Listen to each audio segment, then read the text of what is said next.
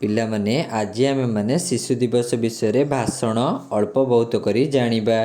ସମ୍ମାନନୀୟ ସଭାପତି ମହୋଦୟ, ପୂଜ୍ୟ ଗୁରୁମା ଗୁରୁଜୀ ବୃନ୍ଦ ଓ ମୋର ଛୋଟ ବଡ଼ ଭାଇ ଭଉଣୀମାନେ, ଆଜି ହେଉଛି ଶିଶୁ ଦିବସ।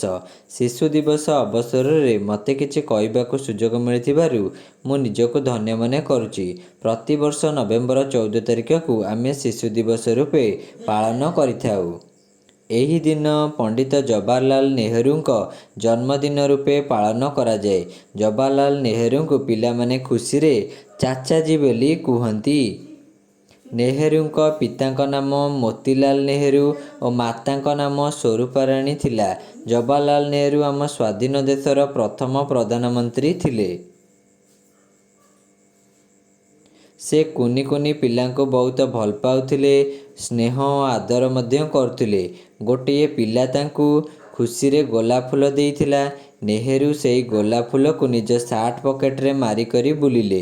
ସେହିଦିନଠାରୁ ସେ ପ୍ରତିଦିନ ଗୋଟିଏ ଗୋଟିଏ ଗୋଲାପ ଫୁଲ ଆଣି ପକେଟରେ ମାରିକରି ବୁଲନ୍ତି। ମୁଁ ଏତିକି କହି ମୋର ବକ୍ତବ୍ୟ ଶେଷ କରୁଛି। ଯଦି କିଛି ମୋ ଭାଷଣ କହିବାରେ ତ୍ରୁଟି ଥାଏ ତେବେ ମୋତେ କ୍ଷମା ମାର୍ଜନା କରିବେ। ଜୟ ହିନ୍ଦ। ଧନ୍ୟବାଦ।